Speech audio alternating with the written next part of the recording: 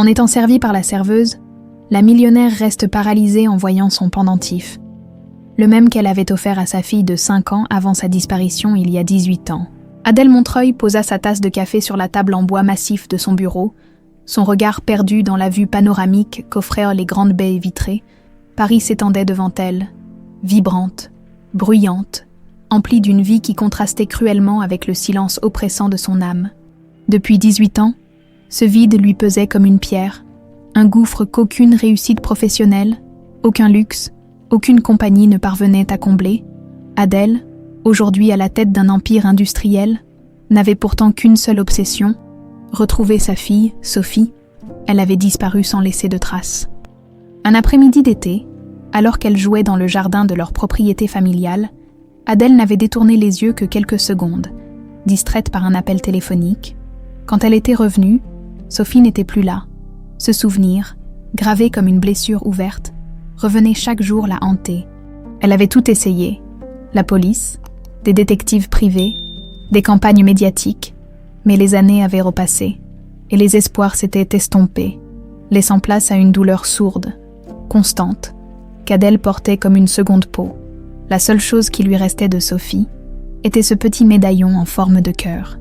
Brisé en deux, une moitié appartenait à Sophie, l'autre, Adèle la gardait précieusement, accrochée à une chaîne autour de son cou. C'était son talisman, sa prière silencieuse, l'unique objet qui la liait encore à sa fille. Ce jour-là, comme à son habitude, Adèle décida de déjeuner dans un restaurant de luxe du centre de Paris. C'était devenu une routine, un moment où, sous le prétexte de sortir de son bureau, elle s'accordait une pause, bien qu'elle ne fût jamais vraiment présente. Elle traversa la salle avec élégance, saluant d'un signe de tête le maître d'hôtel, qui la reconnaissait, sa table habituelle, près de la fenêtre, l'attendait. Elle s'assit, ouvrit le menu d'un geste mécanique, mais son esprit vagabondait ailleurs. La salle bourdonnait doucement des murmures des conversations, des tintements de couverts, des éclats de rire étouffés. Pour Adèle, c'était un bruit de fond insignifiant, jusqu'à ce qu'une voix douce vienne rompre sa bulle. « Bonjour madame, avez-vous fait votre choix ?» Adèle leva les yeux. La jeune femme qui se tenait devant elle, carnet à la main, portait un sourire réservé. Elle semblait avoir une vingtaine d'années, avec des cheveux châtains attachés négligemment et des yeux clairs qui brillaient d'une certaine timidité.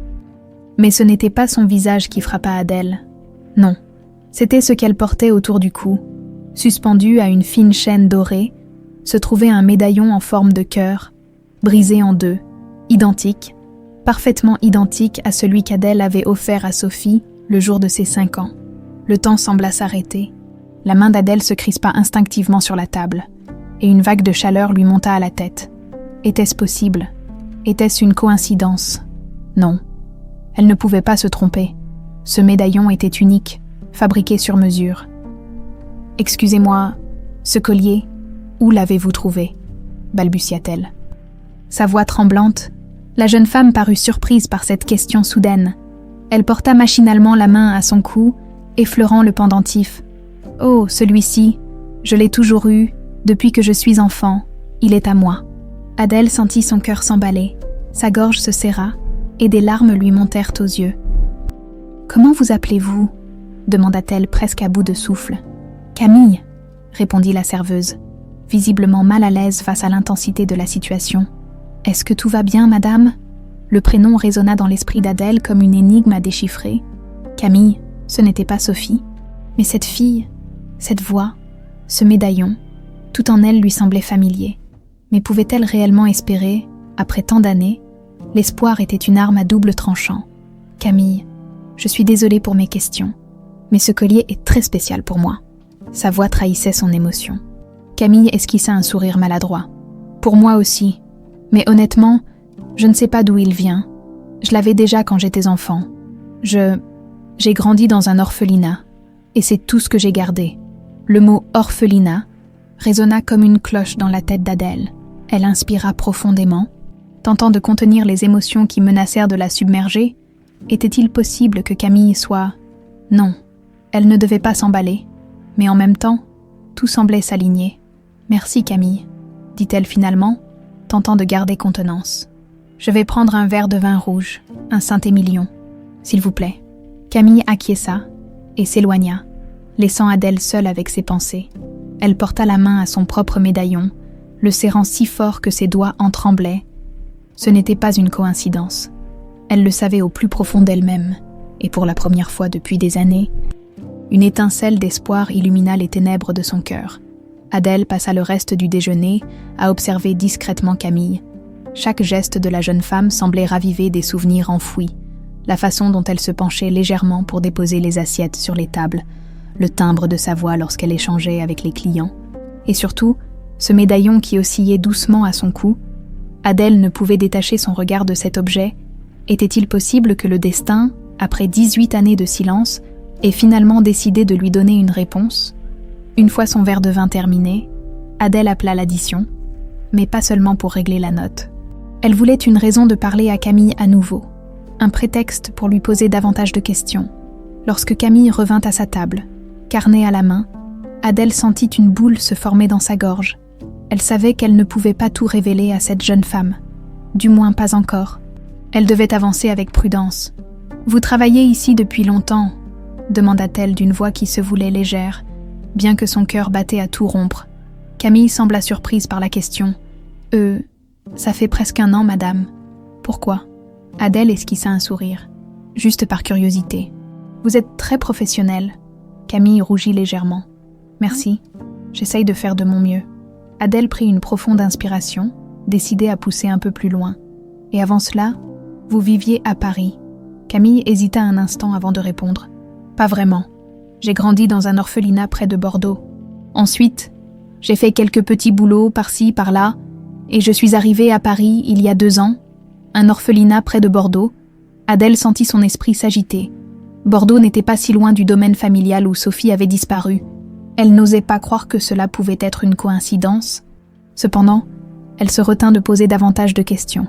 Elle devait rassembler ses pensées et réfléchir à la manière d'aborder cette situation sans effrayer Camille. « Je vois. Merci pour vos réponses. Camille, vous êtes très aimable. » Camille répondit par un sourire timide avant de s'éclipser pour continuer son service. Adèle resta un moment assise, le regard fixé sur l'assiette vide devant elle, son esprit en ébullition. Elle savait ce qu'elle devait faire, enquêter sur cette jeune femme. Mais elle devait d'abord confirmer une chose essentielle. Elle ouvrit son sac à main, sortit son téléphone et composa un numéro. « Julien, c'est Adèle. J'ai besoin de toi immédiatement. » Julien, un détective privé avec lequel elle travaillait depuis des années, était l'une des rares personnes en qui elle avait une confiance absolue. « Retrouve-moi à mon bureau dans 1 heure, c'est urgent. » 1 heure plus tard, dans le luxueux bureau d'Adèle, Julien écoutait attentivement son récit. C'était un homme d'une 40aine d'années, au visage marqué par des années de filature et d'enquête discrète. Ses yeux perçants ne manquaient jamais un détail. « Donc, vous pensez que cette jeune femme pourrait être Sophie ?» demanda-t-il. Son ton professionnel mais légèrement sceptique. Adèle serra le médaillon dans sa main. « Je n'en suis pas sûre, Julien. Mais le médaillon, c'est exactement le même que celui que j'ai donné à Sophie. Et elle a grandi dans un orphelinat, pas loin de l'endroit où elle a disparu. Ce ne peut pas être une coïncidence. » Julien hocha la tête. « D'accord. Je vais commencer par vérifier son identité et son passé. Si elle a grandi dans un orphelinat, il y aura forcément des documents. Vous voulez que je fasse des tests ADN également ?» Adèle hésita un instant. L'idée de confirmer ou d'infirmer cette hypothèse par un simple test lui semblait à la fois tentante et terrifiante. Mais elle savait qu'elle ne pouvait pas avancer sans cette preuve. Oui, trouver un moyen de faire un test sans qu'elle s'en rende compte. Un cheveu, un échantillon, peu importe.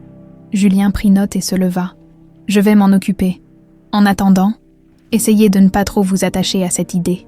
Adèle, je sais que c'est difficile, mais il vaut mieux rester prudente. » Adèle acquiesça, bien qu'elle sache que c'était déjà trop tard.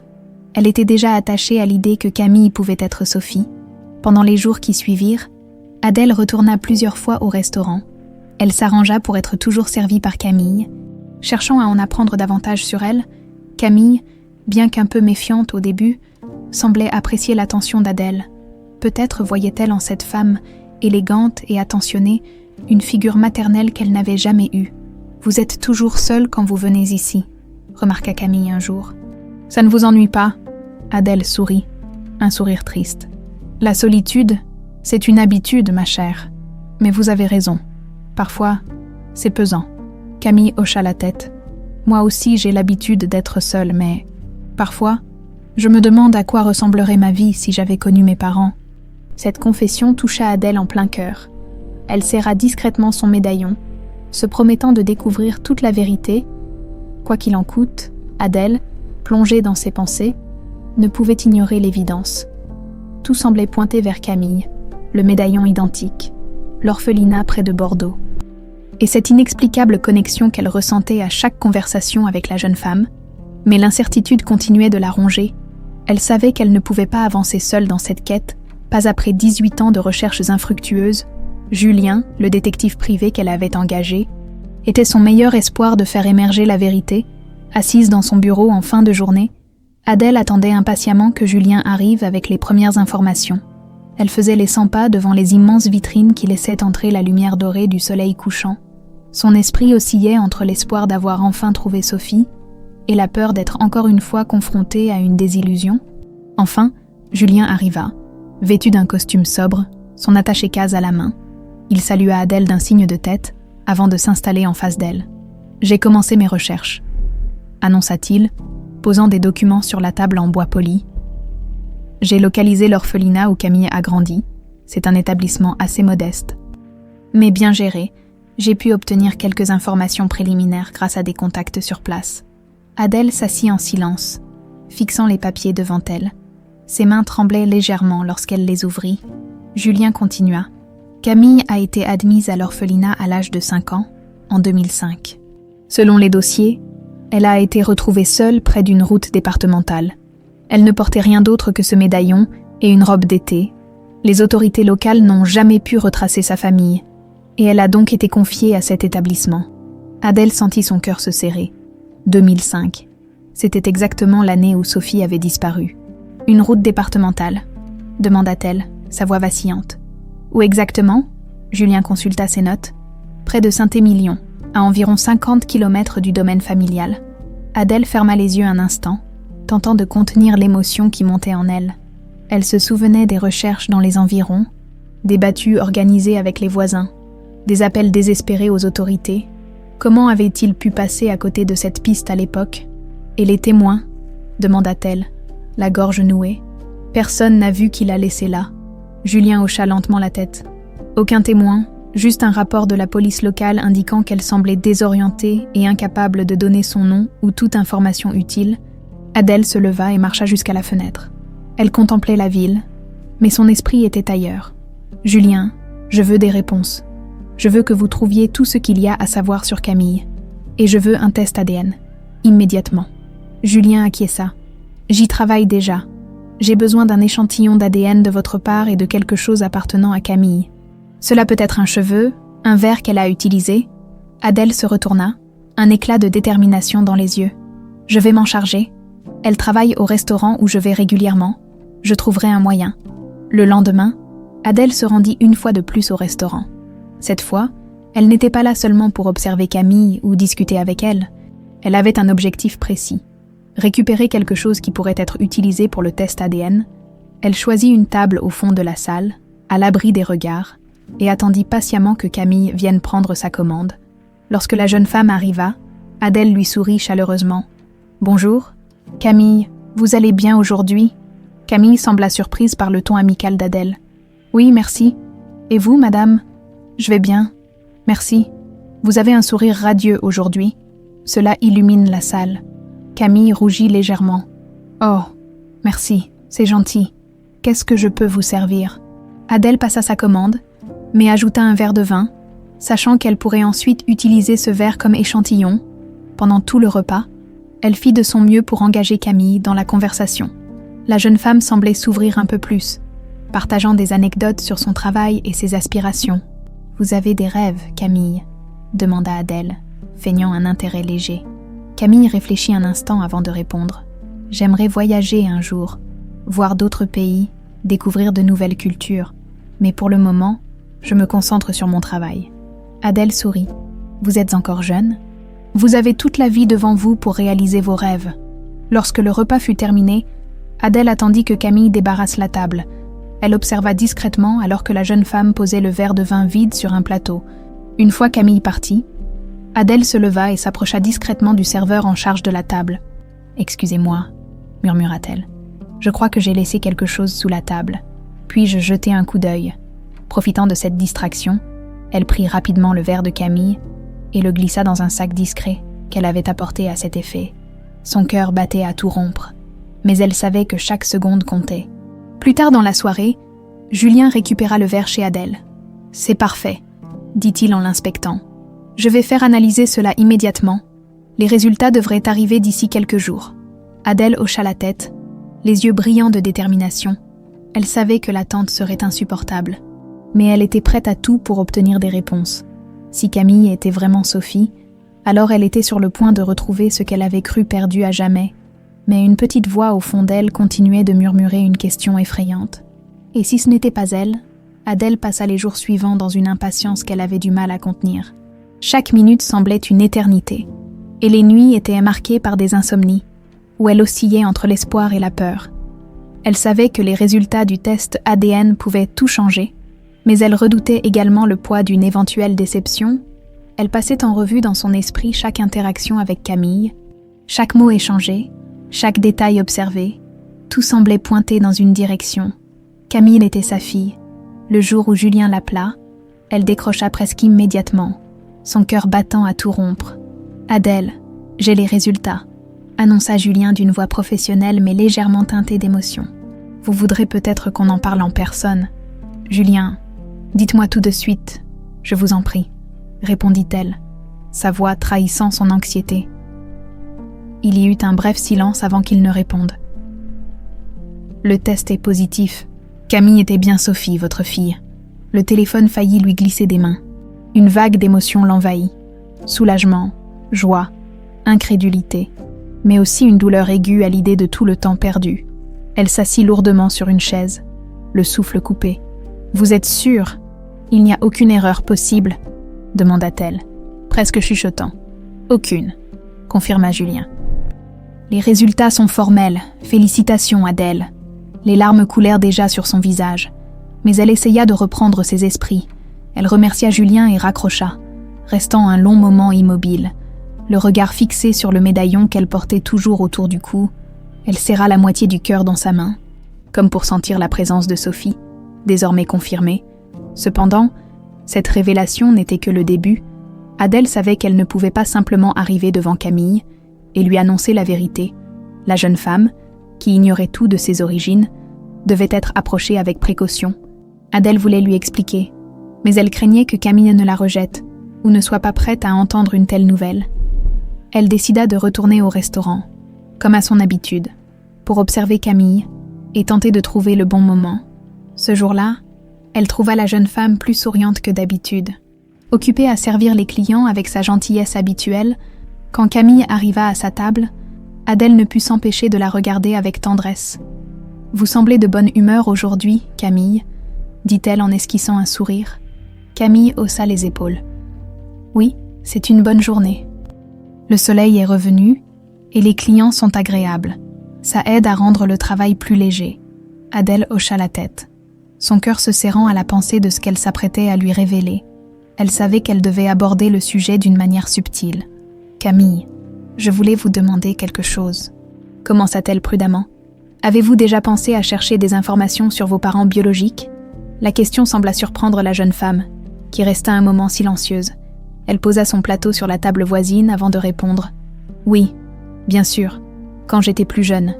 C'était une question qui me hantait, mais à l'orphelinat, il n'avait rien de concret, juste des notes vagues sur les circonstances dans lesquelles on m'avait trouvée. Alors, avec le temps, j'ai appris à vivre avec. » Adèle sentit une boule se former dans sa gorge. Elle s'efforça de garder son calme.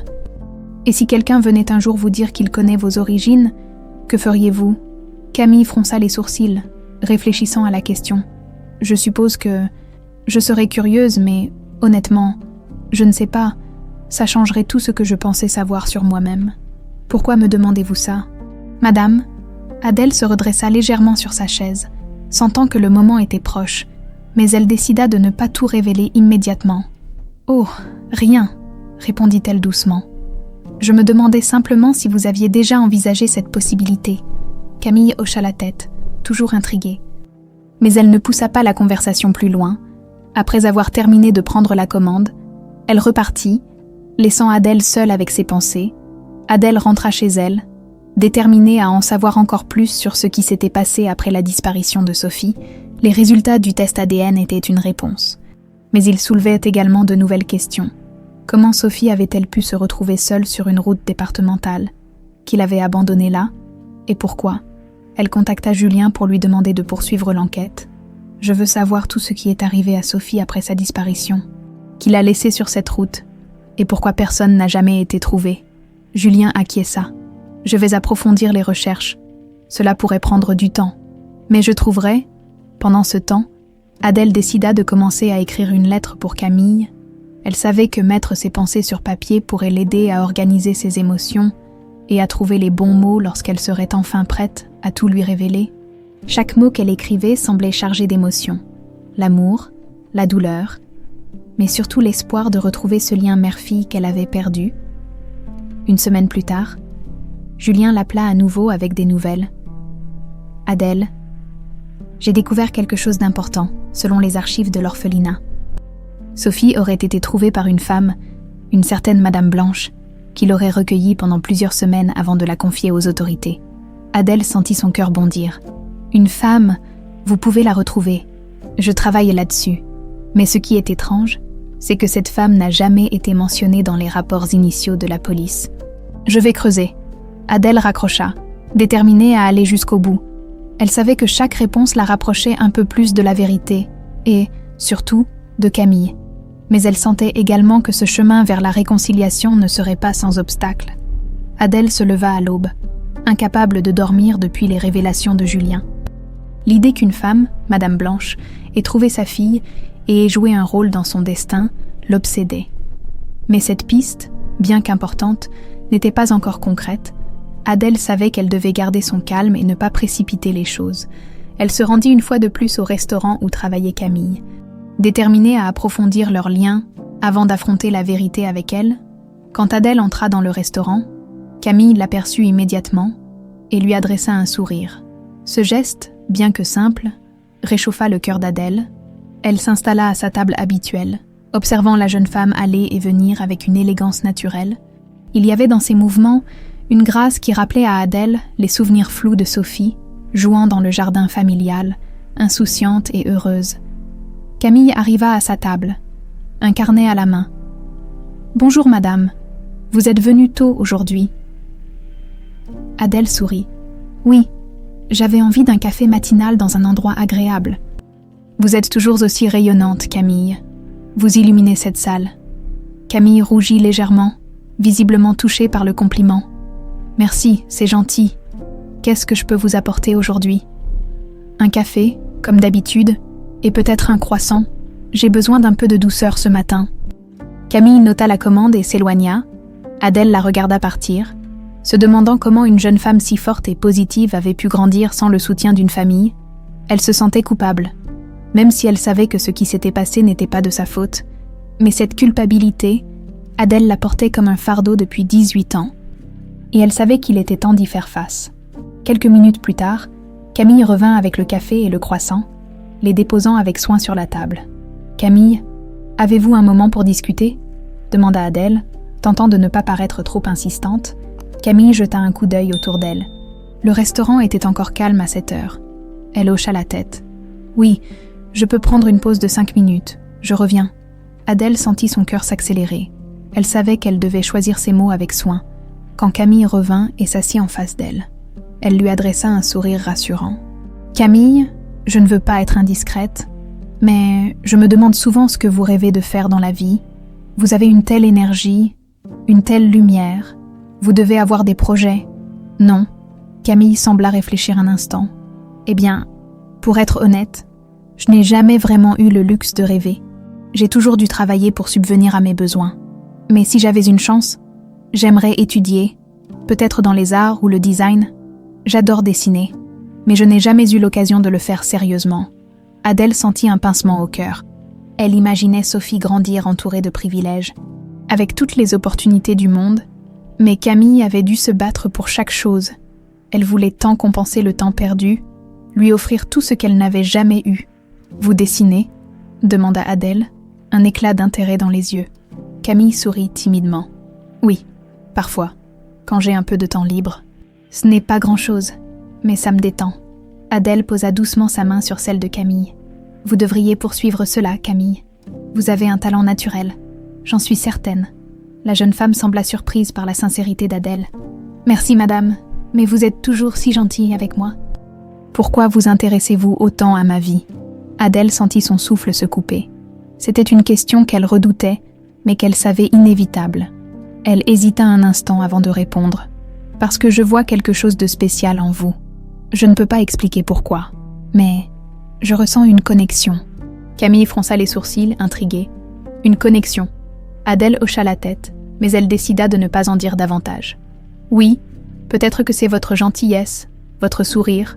Vous avez un don pour toucher les gens, Camille. » Camille sembla troublée par ces mots, mais sourit finalement. « Merci, c'est très gentil à vous de dire cela. » Quand Camille retourna travailler, Adèle resta un moment à la regarder.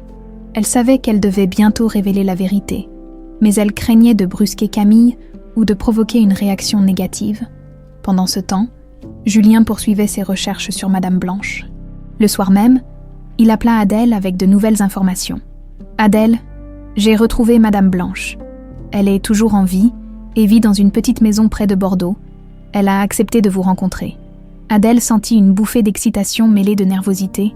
« Quand pouvons-nous la voir ?»« Demain matin, si cela vous convient, » répondit Julien. Adèle accepta sans hésitation. Elle savait que cette rencontre pourrait fournir les réponses qui manquaient encore à son puzzle. Le lendemain, Adèle se rendit à Bordeaux avec Julien. La maison de Madame Blanche était modeste mais accueillante. Entourée d'un petit jardin rempli de fleurs, une femme d'un certain âge les accueillit à la porte, le visage marqué par les années mais chaleureux. « Vous devez être Madame Montreuil, » dit-elle doucement. « Entrez, je vous attendais. » Adèle entra, le cœur battant. Elle savait que cette rencontre allait bouleverser son existence une fois de plus. Le trajet vers Bordeaux avait été empreint de silence. Adèle, assise à l'arrière de la voiture, fixait les paysages qui défilaient sans vraiment les voir. Son esprit était envahi par des pensées contradictoires. La joie à l'idée d'en apprendre davantage sur les premières années de Camille, mais aussi la peur que cette rencontre avec Madame Blanche n'apporte plus de questions que de réponses. Lorsque la voiture s'arrêta devant la maison de la vieille femme, Adèle inspira profondément. La maison était petite, mais charmante, avec des volets bleus et un jardin soigné. Des fleurs colorées poussaient partout, dégageant un parfum apaisant. Julien lui ouvrit la portière, et elle sortit avec un mélange d'appréhension et de détermination. À la porte, une femme d'un âge avancé, légèrement voûtée, les attendait. Ses yeux doux et brillants observaient Adèle avec curiosité et chaleur. Elle semblait avoir attendu ce moment depuis longtemps. « Bonjour, vous devez être Madame Montreuil, » dit-elle doucement. « Je suis Blanche. Entrez, s'il vous plaît. » Adèle hocha la tête et suivit la vieille femme à l'intérieur. Julien juste derrière elle. La maison était modeste mais bien entretenue, des photos en noir et blanc décorées pour les murs, et une odeur de thé fraîchement infusé flottait dans l'air. Blanche les invita à s'asseoir dans le salon, où une table basse était déjà prête avec des tasses et une théière. Adèle, incapable de masquer son impatience, posa immédiatement une question. « Vous avez connu ma fille, n'est-ce pas ?» demanda-t-elle, les mains légèrement tremblantes. Blanche, visiblement émue, hocha la tête. Elle prit place en face d'Adèle, ses mains jointes sur ses genoux. « Oui, je l'ai connue, ou plutôt, je l'ai trouvée. Je ne savais pas qu'elle était votre fille à l'époque. » Adèle se pencha légèrement en avant, suspendue à chaque mot. « Racontez-moi tout, je vous en prie. » Blanche prit une profonde inspiration avant de commencer. « C'était il y a 18 ans. J'habitais dans une autre maison à l'époque. Près de Saint-Émilion, un matin, en allant chercher du bois derrière chez moi, j'ai entendu des pleurs. Je me suis approchée et j'ai trouvé une petite fille, seule, assise sur le bord d'un chemin. Elle portait une robe d'été et serrait ce médaillon contre elle. » Adèle sentit les larmes lui monter aux yeux. Mais elle n'interrompit pas Blanche, qui continua. Elle semblait terrifiée. Quand je lui ai demandé son nom, elle a murmuré « Sophie », mais elle ne voulait rien dire d'autre. Elle pleurait, et je pouvais voir qu'elle était épuisée. Alors je l'ai ramenée chez moi, je lui ai donné à manger, je l'ai baignée, et je l'ai installée dans une petite chambre. Elle s'est endormie presque immédiatement. Adèle serra le médaillon autour de son cou, le cœur brisé par l'idée de sa fille perdue et vulnérable. « Avez-vous contacté les autorités ?» demanda Julien, brisant doucement le silence. Blanche hocha la tête. « Oui, bien sûr. Je suis allée au poste de police local le lendemain. Mais à l'époque, ils n'ont trouvé aucune déclaration de disparition correspondant à sa description. Je suppose que, comme elle avait été retrouvée un peu loin de chez vous, ils n'ont pas fait le lien. » Adèle ferma les yeux. Maudissant le manque de coordination des autorités à l'époque, combien de fois avait-elle supplié la police d'élargir le périmètre des recherches? Et pourtant, Sophie avait été là, à quelques kilomètres seulement. Blanche poursuivit. « J'ai gardé Sophie avec moi pendant 2 semaines, pendant ce temps. Elle a commencé à s'ouvrir un peu, elle parlait de son jardin, de fleurs, et de quelqu'un qu'elle appelait « maman », mais dès que je lui posais des questions sur ce qui s'était passé ou comment elle était arrivée là, elle se refermait comme une huître. Adèle sentit une vague de tristesse la traverser. Elle pouvait imaginer sa petite fille, effrayée, loin de tout ce qu'elle connaissait. « Et après ces 2 semaines ?» demanda-t-elle doucement. Blanche baissa les yeux, visiblement embarrassée. « Les autorités m'ont dit que je ne pouvais pas la garder. Sans plus d'informations sur sa famille, elles ont décidé de la placer dans un orphelinat. Ça a brisé mon cœur, mais je n'avais pas le choix. Avant de partir, je lui ai donné une petite poupée et elle m'a laissé son médaillon que je lui ai rendu plus tard. » Adèle ne pouvait plus contenir ses larmes. « Vous avez fait de votre mieux. Vous lui avez donné de l'amour et je vous en remercie. Mais vous n'avez jamais vu qui l'avait laissée là ?» Blanche secoua la tête. « Non, elle était seule, mais il y a quelque chose qui m'a toujours troublée. » Adèle fronça les sourcils. « Quoi donc ?» Blanche hésita avant de répondre. « Quand je l'ai trouvée, il y avait des traces de pneus sur le chemin. Comme si une voiture s'était arrêtée là récemment. Je n'y ai pas pensé sur le moment. Mais maintenant que vous posez la question, je me demande si quelqu'un l'a déposée intentionnellement. » Ces mots frappèrent Adèle comme un coup de tonnerre. Si quelqu'un avait délibérément abandonné Sophie, cela signifiait que son enlèvement n'était pas un accident. Mais pourquoi? Et qui aurait pu faire une chose pareille? Après avoir remercié Blanche pour son hospitalité et ses informations, Adèle et Julien quittèrent la maison dans la voiture qui les ramenait à Paris. Adèle resta silencieuse, ses pensées tourbillonnant. « Julien, je veux savoir qui a laissé ces traces de pneus. » dit-elle enfin, sa voix ferme. « Il y a quelqu'un derrière tout ça, et je ne m'arrêterai pas tant que je ne saurai pas qui. » Julien hocha la tête. « Je vais approfondir les recherches. Nous trouverons des réponses. » Adèle regarda le paysage défiler par la fenêtre. Déterminée, elle avait retrouvé Sophie. Mais le mystère autour de sa disparition semblait s'épaissir. Quelqu'un dans son entourage savait la vérité. Et elle n'allait pas se reposer tant que ce secret ne serait pas dévoilé. De retour à Paris, Adèle était plus déterminée que jamais à découvrir la vérité, bien que savoir que Camille était réellement Sophie lui ait apporté une joie immense. Elle ne pouvait ignorer les nouvelles questions qui pesaient sur son esprit, qui avait abandonné Sophie sur cette route, et pourquoi. Il ne s'agissait pas d'un accident. Les paroles de Madame Blanche sur les traces de pneus tournaient en boucle dans sa tête. Si quelqu'un avait délibérément laissé Sophie là, cela impliquait une intention cachée. Mais qui dans son entourage aurait pu être impliqué? Adèle convoqua Julien dès le lendemain matin dans son bureau. Il entra avec son calme habituel, un dossier à la main.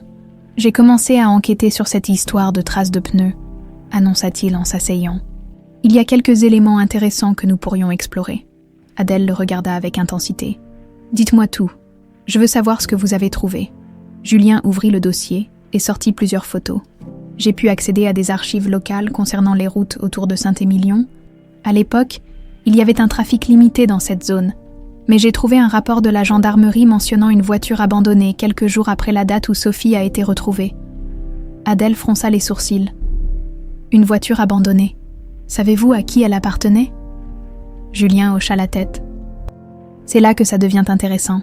La voiture était immatriculée au nom de Régine Montreuil. Le monde d'Adèle sembla s'effondrer en un instant. Régine, sa propre sœur. Elle resta figée, incapable de parler, tandis que Julien continuait. Les rapports indiquent que la voiture a été retrouvée à environ 5 km de l'endroit où Sophie a été trouvée. Aucune plainte pour vol n'a été déposée. Ce qui est étrange, Régine n'a jamais mentionné avoir perdu ou abandonné une voiture à cette époque, n'est-ce pas? Adèle secoua lentement la tête, le choc visible sur son visage. Régine et elle avaient toujours eu une relation compliquée, marquée par des tensions et des jalousies, mais jamais elle n'aurait imaginé que sa propre sœur puisse être liée à la disparition de Sophie. « Julien, vous pensez qu'elle… » Sa voix se brisa avant qu'elle ne puisse terminer sa phrase.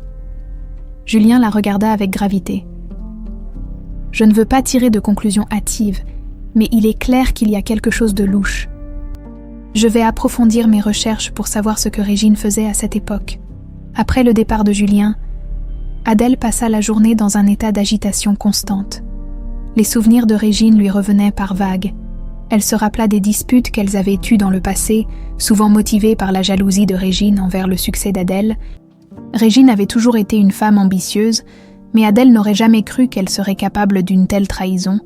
Elle se souvenait particulièrement d'un incident, quelques mois avant la disparition de Sophie, où Régine avait exprimé son amertume lors d'un dîner familial. Toute réussie. Adèle, avait-elle dit, un sourire acerbe sur les lèvres. Ton mariage, ton entreprise, ta fille parfaite, c'est comme si la vie te favorisait, tandis que moi, je dois me battre pour tout. Adèle avait ignoré ces commentaires à l'époque, pensant qu'il s'agissait de simples frustrations. Mais maintenant, avec les nouvelles informations, ces paroles prenaient une toute autre signification. 2 jours plus tard, Julien revint avec des nouvelles.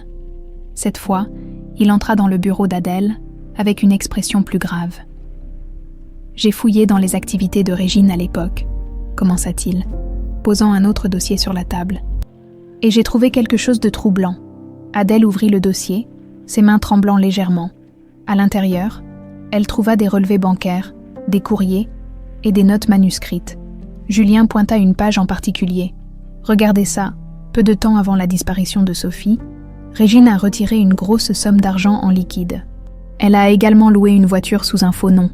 Et cette voiture correspond à la description de celle qui a été retrouvée près de Saint-Émilion. » Adèle sentit son estomac se nouer. « Mais pourquoi ?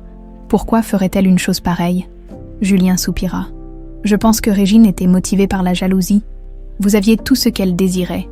Une carrière florissante, une famille aimante et un héritage important. Elle, de son côté, n'avait pas la même reconnaissance. Je soupçonne qu'elle ait voulu vous blesser en vous enlevant ce que vous aviez de plus précieux. » Adèle posa une main sur sa poitrine. Le souffle court. L'idée que sa propre sœur ait pu orchestrer un tel acte la terrifiait. Mais en même temps, tout semblait s'emboîter. La disparition de Sophie, l'abandon de la voiture, et maintenant ses preuves financières, tout pointait vers Régine. Le soir même, Adèle se retrouva seule dans son salon, contemplant le médaillon qu'elle portait autour du cou. Elle était déchirée entre la rage et la tristesse. Comment avait-elle pu être si aveugle? Régine était restée proche d'elle toutes ces années, prétendant être une sœur aimante, alors qu'elle cachait un secret aussi sombre. Adèle se promit de confronter Régine, mais elle savait qu'elle devait être prudente. Régine était rusée, et si elle sentait que son secret était menacé, elle pourrait tenter de fuir ou de détruire des preuves. Adèle contacta Julien pour mettre en place une stratégie. « Je veux la vérité, Julien. Je veux qu'elle avoue ce qu'elle a fait. Mais nous devons être intelligents, trouver un moyen de la confronter avec ses preuves sans qu'elle puisse s'échapper. » Julien acquiesça. « Laissez-moi m'en charger.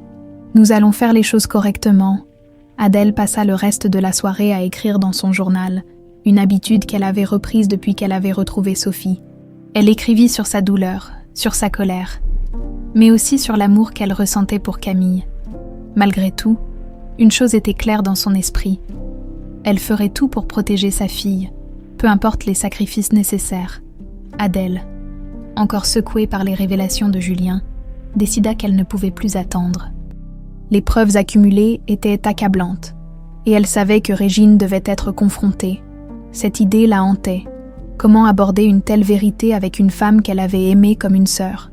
Comment accepter qu'un membre de sa propre famille ait pu causer tant de douleur? Volontairement, elle fixa un rendez-vous avec Régine sous prétexte de discuter de questions familiales. Elles se retrouvèrent dans un petit salon privé d'un hôtel chic au cœur de Paris, un lieu neutre qui permettrait à Adèle de contrôler ses émotions sans se laisser submerger. Régine arriva en retard, comme à son habitude. Vêtue avec une élégance décontractée, elle paraissait détendue, un large sourire sur le visage. « Adèle, ma chère sœur, quelle surprise! Tu as l'air tendue, tout va bien ?» Adèle observa Régine avec une attention froide. Derrière son sourire poli, elle percevait une ombre de calcul. Régine avait toujours été une femme intelligente, habile à manipuler les autres pour servir ses intérêts. Mais aujourd'hui, Adèle était prête. Elle ne tomberait pas dans son jeu. « Merci d'être venue, Régine », dit Adèle en s'efforçant de rester calme.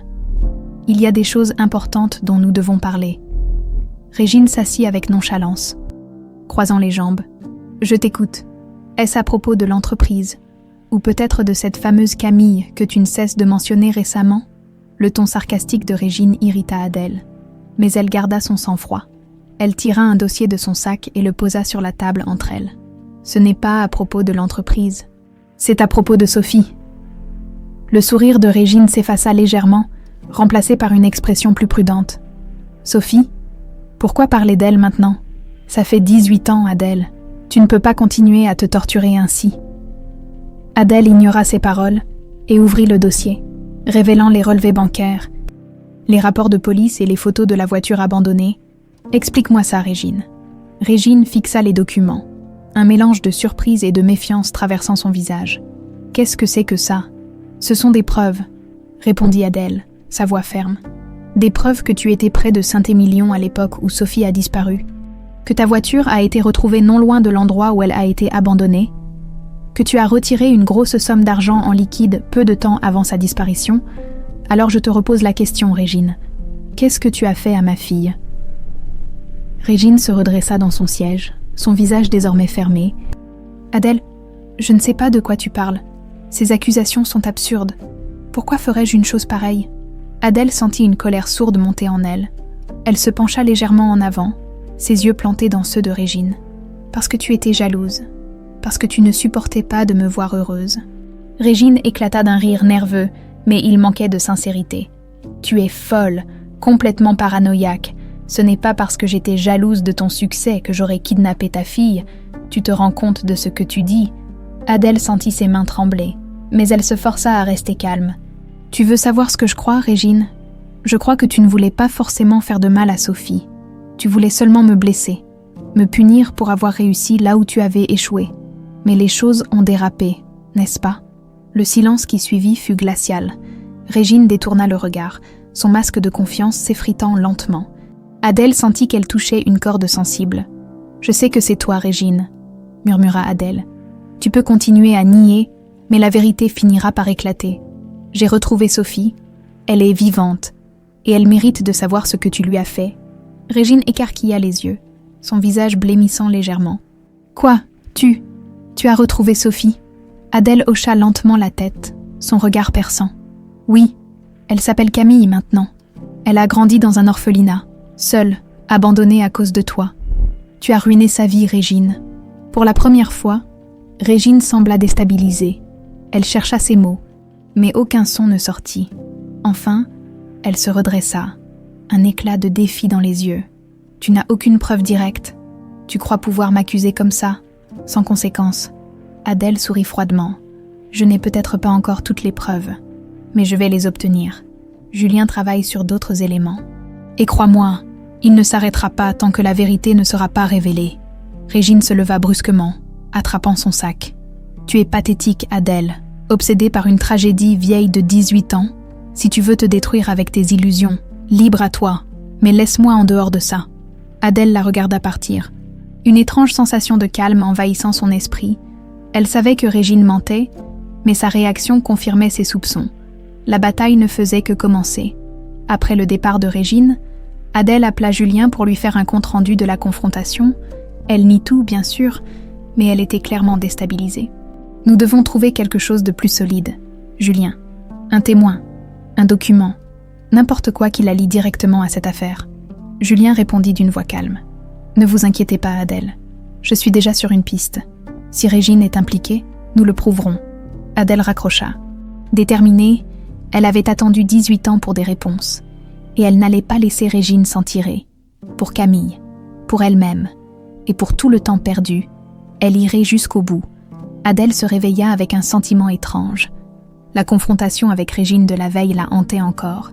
Malgré les dénégations de sa sœur, ses réactions nerveuses et son incapacité à fournir des explications convaincantes parlaient d'elle-même.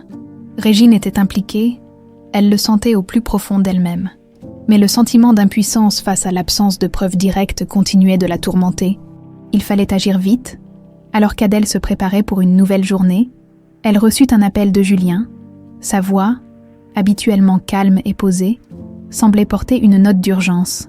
« Adèle, je crois qu'on a quelque chose. » Adèle, encore groggy par une nuit agitée, redressa soudainement la tête. « Ou quoi ? Vous avez trouvé une nouvelle preuve. Pas encore une preuve irréfutable, mais un témoignage intéressant. J'ai retrouvé un ancien employé de Régine, un homme du nom de Paul Bresson. Il travaillait pour elle à l'époque de la disparition de Sophie. Il affirme qu'il a vu Régine agir de manière étrange peu de temps avant et après l'événement. Il est prêt à parler, mais seulement en privé. » Adèle sentit une bouffée d'espoir, mêlée d'appréhension. « Où puis-je le rencontrer ? Je vous envoie l'adresse. Soyez prudente. Adèle, Régine pourrait tenter quelque chose si elle se sent acculée. » Adèle arriva à l'adresse que Julien lui avait envoyée. Un petit café discret dans une rue calme de la périphérie parisienne. Assis à une table au fond de la salle, un homme d'une 50aine d'années l'attendait. Il avait l'air fatigué, ses traits marqués par des années de dur labeur. Lorsqu'Adèle s'approcha, il se leva pour lui serrer la main. « Madame Montreuil, c'est un honneur de vous rencontrer. Julien m'a expliqué brièvement la situation. Je veux vous aider. » Adèle s'assit, le fixant avec intensité. « Merci d'avoir accepté de me parler, monsieur Bresson. Julien m'a dit que vous travailliez pour ma sœur à l'époque. Que savez-vous » Paul prit une gorgée de son café avant de répondre, hésitant légèrement. « Je travaillais comme chauffeur pour elle à l'époque. Régine m'a demandé un jour de l'emmener dans une zone rurale près de Bordeaux. Sans me donner d'explication, elle semblait agitée, nerveuse, ce qui n'était pas dans ses habitudes. » Adèle retint son souffle. Et ensuite, quand nous sommes arrivés, elle m'a demandé d'attendre dans la voiture pendant qu'elle réglait quelque chose. Elle portait un sac, mais je n'ai jamais su ce qu'il contenait. Elle est revenue 1 heure plus tard, toujours nerveuse, et elle m'a ordonné de ne jamais parler de ce voyage à qui que ce soit. Adèle sentit une colère froide monter en elle. « Vous n'avez jamais posé de questions. » Paul secoua la tête. « À l'époque, je n'ai pas osé. Régine était autoritaire, et je ne voulais pas perdre mon emploi. Mais après avoir entendu parler de la disparition de votre fille, j'ai commencé à faire le lien, et quelques jours après ce voyage, elle a vendu la voiture que nous avions utilisée, ce qui m'a semblé étrange. » Adèle serra les poings. Tout se recoupait. La voiture abandonnée, les relevés bancaires, et maintenant ce témoignage. Elle remercia Paul pour ses informations et lui demanda s'il accepterait de témoigner officiellement si nécessaire. Il hésita, mais finit par accepter, disant qu'il en avait assez de garder ce secret. De retour chez elle, Adèle se sentait plus déterminée que jamais. Elle partagea les nouvelles informations avec Julien, qui se mit immédiatement au travail pour corroborer les dires de Paul. Pendant ce temps, Adèle réfléchit à la manière d'impliquer Camille dans cette affaire. Elle avait peur de la brusquer en lui révélant tout d'un coup. Mais elle savait que Camille avait le droit de connaître la vérité. Le lendemain, Adèle invita Camille à déjeuner dans un restaurant chic, un lieu bien différent de celui où la jeune femme travaillait. Camille accepta avec enthousiasme. Curieuse de cette invitation inattendue, lorsqu'elles s'installèrent à une table près de la fenêtre, Camille observa Adèle avec un mélange d'admiration et d'inquiétude. « Vous avez l'air préoccupée, madame. Tout va bien ?» demanda-t-elle. La tête légèrement inclinée, Adèle esquissa un sourire triste. « Camille, il y a quelque chose dont je dois vous parler. Quelque chose d'important. » Camille fronça les sourcils. « Vous m'inquiétez. De quoi s'agit-il » Adèle prit une profonde inspiration. « Depuis que je vous ai rencontré, j'ai ressenti une connexion que je ne pouvais pas expliquer. Et maintenant, je comprends pourquoi, Camille. Je crois que vous êtes ma fille. » Le silence qui suivit sembla durer une éternité. Camille fixait Adèle, incrédule, comme si elle n'était pas sûre d'avoir bien entendu. « Votre fille ?» murmura-t-elle, la voix tremblante. Adèle hocha la tête, les larmes aux yeux. « Oui, larmes. J'ai fait des recherches, des tests ADN. Tout confirme que vous êtes Sophie, ma fille disparue. » Camille resta figée, ses yeux s'embuant de larmes. « Mais comment est-ce possible ?» Adèle lui raconta tout. La disparition de Sophie, les recherches interminables, les preuves qu'elle avait accumulées. Camille écouta en silence, bouleversée. Lorsqu'Adèle eut terminé, elle tendit la main vers Camille. « Je sais que c'est beaucoup à encaisser, mais je veux que vous sachiez que je suis là pour vous, et je ferai tout ce qu'il faut pour rattraper le temps perdu. » Camille fixa la main d'Adèle. Hésitante, avant de finalement la prendre, les deux femmes éclatèrent en sanglots, serrant leurs mains avec force. Mais dans un coin de l'esprit de Camille, des doutes subsistaient. Si tout cela était vrai, pourquoi sa vie avait-elle pris un tel détour? Et surtout, qui était responsable de cette tragédie? Adèle, émue mais déterminée, savait que révéler la vérité à Camille n'était qu'une étape. Leur déjeuner avait été une explosion d'émotions, larmes, questions, et une tentative maladroite de combler un fossé de 18 ans en quelques heures. Camille, bien qu'encore sous le choc, avait accepté de continuer à explorer cette relation, même si elle peinait à intégrer tout ce qu'elle venait d'apprendre. Mais Adèle savait que le plus dur restait à venir, affronter pleinement le passé et obtenir des réponses définitives. Le soir même, Adèle se retrouva à nouveau face à Julien dans son bureau. Le détective, qui avait consacré des semaines à cette enquête, apportait des nouvelles importantes. « J'ai poursuivi l'analyse des informations concernant Régine », commença-t-il en posant un nouveau dossier devant Adèle. « Et j'ai découvert un lien direct entre elle et une organisation criminelle spécialisée dans le trafic d'enfants à l'époque de la disparition de Sophie. » Adèle se figea, son regard rivé sur Julien. « Une organisation criminelle. Vous êtes en train de me dire que Régine n'a pas agi seule. » Julien hocha la tête, son expression grave. « Exactement. Il semble que Régine ait utilisé cette organisation pour orchestrer l'enlèvement, mais quelque chose a mal tourné. Sophie n'a jamais été livrée à leur réseau, elle a probablement réussi à s'échapper avant qu'ils ne puissent l'exploiter. » Adèle sentit un mélange de rage et de soulagement. Rage à l'idée que sa propre sœur ait pu aller aussi loin, et soulagement que Sophie ait échappé à un sort bien pire. « Avez-vous des noms ? Des preuves tangibles ?» Julien ouvrit le dossier et lui montra des correspondances entre Régine et un certain Maurice Derval, un homme connu pour ses liens avec le milieu criminel de l'époque. Derval a été arrêté il y a des années pour d'autres affaires, mais son nom revient dans des échanges d'argent liés à Régine. Il semble qu'elle ait payé pour que Sophie soit enlevée, mais nous devons encore confirmer les détails. Adèle serra les poings. « Julien, trouvez tout ce que vous pouvez sur Derval et Régine. Je veux des preuves irréfutables pour qu'elle ne puisse plus nier. » Pendant ce temps, Camille essayait de digérer les révélations qu'Adèle lui avait faites. Elle s'était rendue chez elle, s'asseyant dans son petit salon, entourée de souvenirs insignifiants d'une vie qu'elle croyait connaître. Elle regardait le médaillon autour de son cou, désormais chargé d'un nouveau sens.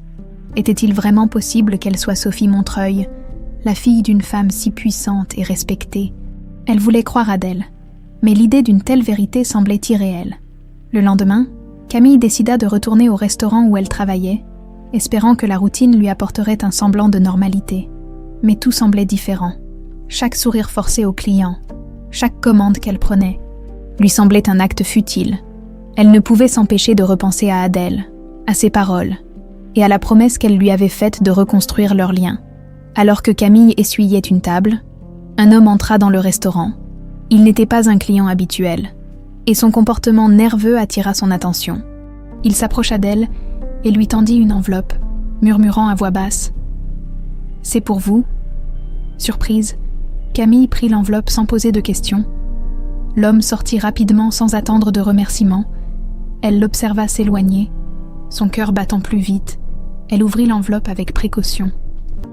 Découvrant une simple note écrite à la main, « Ce que vous croyez savoir sur votre passé est incomplet. Si vous voulez connaître toute la vérité, venez seul à cette adresse ce soir. » L'adresse, griffonnée au bas de la page, pointait vers un entrepôt à la périphérie de Paris. Camille sentit un frisson parcourir son échine. Était-ce une piste vers des réponses ou un piège? Elle hésita, mais la curiosité l'emporta. Elle décida de ne rien dire à Adèle pour le moment, ne voulant pas l'inquiéter. Ce soir-là, Camille se rendit à l'adresse indiquée. L'entrepôt était sombre, abandonné à première vue. avec des murs de briques décrépits et une porte en métal rouillée. Elle prit une profonde inspiration avant d'entrer, son cœur battant à tout rompre. À l'intérieur, un homme attendait, une silhouette massive plongée dans l'ombre. Lorsqu'il se tourna vers elle, elle reconnut immédiatement Maurice Derval. Bien qu'elle n'ait jamais entendu son nom auparavant, il avait un air imposant, avec des yeux froids et perçants. « Camille, n'est-ce pas ?» demanda-t-il d'une voix grave. Camille hocha la tête, méfiante. « Qui êtes-vous ? Et qu'est-ce que vous savez sur moi ?» Derval esquissa un sourire ironique. « Disons que je suis l'un des fantômes de votre passé. Vous ne savez probablement pas tout ce qui s'est passé avant que vous soyez déposé à cet orphelinat. Votre mère adoptive, cette chère Madame Blanche, a omis quelques détails. » Camille serra les poings. « Dites-moi ce que vous savez. » Derval s'approcha lentement, ses pas résonnant sur le sol de béton. « Votre tante, Régine, a payé pour que vous soyez enlevé. Elle voulait blesser votre mère. Adèle, en lui arrachant ce qu'elle avait de plus précieux, mais tout ne s'est pas passé comme prévu. J'ai reçu l'ordre de vous transporter, mais vous avez réussi à vous enfuir avant que je puisse exécuter le plan. Vous avez été plus intelligente que je ne l'imaginais. » Camille sentit sa gorge se serrer. « Vous faisiez partie de ce complot ?» Derval haussa les épaules. « J'étais un homme d'affaires, disons, non conventionnel, à l'époque. Mais je ne suis pas là pour me justifier. Je suis là parce que Régine commence à se débarrasser des témoins gênants. Si je parle, je suis sa prochaine cible. » Et Camille recula légèrement, son esprit tournant à toute vitesse. « Pourquoi me dire tout ça maintenant ?» Derval soupira. « Parce que vous êtes la clé. Si vous voulez confronter votre tante et protéger votre mère, vous devez agir vite. J'ai des documents qui prouvent à son implication. Je peux vous les donner. Mais vous devez promettre de les utiliser à bon escient. » Camille, bien que terrifiée, sentit une détermination naître en elle. « Donnez-les-moi. Je ne laisserai plus personne contrôler ma vie. » Derval sortit une enveloppe épaisse de sa veste et l'attendit à Camille. « Prenez ça et partez. Ne mentionnez jamais notre rencontre. » Camille hocha la tête, attrapa les documents et quitta l'entrepôt sans se retourner. En marchant dans les rues sombres, elle réalisa que sa vie avait basculé une fois de plus. Mais cette fois, elle n'était plus une victime. Elle allait affronter Régine et découvrir toute la vérité. Camille marchait rapidement dans les rues de Paris. Serrant contre elle l'enveloppe que Maurice Derval lui avait confiée, son esprit bouillonnait. Ces documents étaient peut-être la clé pour comprendre toute la vérité, mais aussi une arme contre Régine, la femme qui semblait être à l'origine de son cauchemar. Chaque pas résonnait comme une promesse de confrontation imminente, mais aussi comme une plongée dans un passé qu'elle aurait préféré ne jamais découvrir. Arrivée chez elle, elle verrouilla la porte, s'assit à sa table de cuisine et ouvrit l'enveloppe avec des mains tremblantes. À l'intérieur, elle trouva des copies de relevés bancaires, des courriers écrits à la main et un contrat signé par Régine et Maurice Derval. Ce dernier détaillait les modalités d'un service, un transfert d'argent en échange de la disparition d'un enfant. Le document portait la date de quelques jours avant le kidnapping. Camille sentit une vague de colère monter en elle. Tout ce qu'elle avait toujours cru savoir sur sa vie était un mensonge. Sa famille, ou du moins ce qu'il en restait, était à l'origine de son abandon, ses premières années dans l'orphelinat, sa solitude, ses luttes. Tout cela avait été orchestré par une femme dont elle ignorait l'existence jusqu'à récemment. Elle regarda le médaillon autour de son cou, le cœur brisé. Adèle, en revanche, semblait sincère dans son désir de reconstruire leur lien, mais Camille ne pouvait s'empêcher de se demander si elle était prête à affronter ce qu'elle venait de découvrir. Le lendemain matin, Camille retrouva Adèle dans un café discret, comme elles avaient convenu. Adèle semblait plus sereine que lors de leur dernière rencontre, visiblement soulagée d'avoir révélé la vérité à sa fille, mais en voyant l'expression tendue de Camille, elle comprit immédiatement que quelque chose n'allait pas. « Camille, qu'est-ce qui se passe ?» demanda-t-elle, posant sa tasse de thé avec inquiétude. Camille sortit l'enveloppe de son sac et la posa sur la table. « Je suis allée chercher des réponses, et je crois que vous devez voir ça. » Adèle, intriguée, ouvrit l'enveloppe et parcourut les documents. Ses mains se mirent à trembler au fur et à mesure qu'elle lisait. Les preuves étaient accablantes. Régine avait non seulement orchestré l'enlèvement de Sophie, mais elle avait également tenté de couvrir ses traces en se débarrassant des témoins et en manipulant les preuves à l'époque. Adèle sentit la colère monter en elle. « Régine, comment a-t-elle pu faire ça? Elle a détruit nos vies, Camille. Elle a volé ton enfance. Elle m'a volé ma fille. » Sa voix se brisa, et des larmes coulèrent sur ses joues. « Camille, bien qu'encore blessé, posa une main sur celle d'Adèle. « Je sais que c'est dur à entendre, mais nous ne pouvons pas laisser cela impuni, ces documents. Ils peuvent prouver ce qu'elle a fait, mais je ne sais pas comment procéder. » Adèle essuya ses larmes, retrouvant peu à peu son calme. « Nous devons agir méthodiquement. Régine est une femme rusée. Si elle sent que nous avons ses preuves, elle fera tout pour les détruire ou pour fuir. Nous devons la confronter, mais pas sans un plan. » Adèle contacta immédiatement Julien et lui fit part des nouvelles informations. Le détective, toujours pragmatique, insista sur l'importance de protéger les documents et de les transmettre aux autorités le plus rapidement possible. Mais Adèle, poussée par l'émotion, voulait parler à Régine avant de rendre le dossier public. Elle sentait qu'elle avait besoin de lui faire face. De lui demander pourquoi, le soir même, Adèle invita Régine à la rencontrer dans la maison familiale, un lieu chargé de souvenirs et de tensions. Régine accepta, sans se douter que cette rencontre serait bien différente des précédentes. Lorsque Régine arriva, elle trouva Adèle déjà assise dans le salon. Un verre de vin à la main, l'atmosphère était tendue, presque suffocante. Régine s'installa sur le canapé en face de sa sœur, feignant l'indifférence. « Alors, Adèle, pourquoi ce rendez-vous si soudain ?» demanda Régine. Son ton trahissant une légère nervosité, Adèle posa son verre sur la table basse et fixa sa sœur avec intensité. « Ah, nous devons parler de Sophie. » Le sourire de Régine s'effaça. « Encore cette histoire. Je t'ai dit que tu devrais arrêter de te torturer avec ça, Adèle.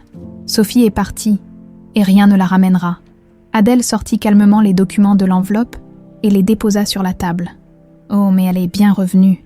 Camille est Sophie, et grâce à toi, elle a passé 18 ans à se demander qui elle était. Regarde ça. » Régine prit les documents, son visage devenant de plus en plus pâle à mesure qu'elle les parcourait. Elle tenta de masquer sa panique, mais ses mains légèrement tremblantes la trahirent. « Où as-tu trouvé ça ?»« Ce n'est pas important, » répondit Adèle, sa voix glaciale. « Ce qui est important, c'est que je sais tout. Je sais que tu as payé pour enlever Sophie. Je sais que tu voulais me punir pour avoir réussi là où tu échouais. » Régine posa les documents avec un rire nerveux. « Ce ne sont que des papiers ? Adèle, rien de tout ça ne prouve quoi que ce soit. Tu crois vraiment que tu peux m'accuser avec ça ?» Adèle se pencha en avant, son regard brûlant de colère. « Tu peux nier autant que tu veux, Régine. Mais c'est fini. J'ai assez de preuves pour que tu sois jugée pour tes crimes. Tu as détruit ma vie, mais tu ne détruiras pas celle de Camille. » Régine se leva brusquement, son masque de calme complètement brisé. « Tu ne comprends rien, Adèle. Tout ce que j'ai fait, je l'ai fait parce que tu m'as laissé dans l'ombre toute ma vie. Tu avais tout, l'amour, le succès, une famille. Moi, je n'avais rien. Alors oui, j'ai voulu te punir, mais tu ne peux rien prouver. » Adèle se leva également, faisant face à sa sœur. « Nous verrons bien, la justice décidera. » Régine quitta la pièce en furie, mais Adèle savait qu'elle avait perdu pied. La guerre était loin d'être terminée. Mais Adèle était prête à aller jusqu'au bout pour obtenir justice. Adèle se tenait seule dans le salon, après le départ précipité de Régine. La confrontation l'avait vidée émotionnellement, mais elle savait qu'elle avait gagné une première bataille. Régine, pour la première fois, s'était retrouvée face à ses actes et à l'imminence de leurs conséquences. Pourtant, Adèle sentait qu'elle ne pouvait pas baisser sa garde. Régine était une femme dangereuse, capable de tout pour protéger ses secrets. Elle composa immédiatement le numéro de Julien. Sa voix trahissait une urgence qu'elle ne cherchait même plus à dissimuler. « Julien, c'est fait, je lui ai montré les documents. Je lui ai... » Elle nie tout, bien sûr, mais elle est déstabilisée. Elle sait que la vérité est sur le point d'éclater. « Vous avez pris un risque, Adèle, » répondit Julien avec prudence. « Si elle se sent acculée, elle pourrait essayer de fuir ou, pire, de vous attaquer directement. Vous devez faire attention. » Adèle hocha la tête, bien que Julien ne puisse la voir. « Je comprends, mais je ne pouvais plus attendre maintenant. Nous devons agir rapidement. » Le lendemain, Adèle et Julien se rendirent à la police avec les preuves en main, les documents fournis par Camille, les témoignages de Paul Bresson et les découvertes de Julien formaient un dossier solide.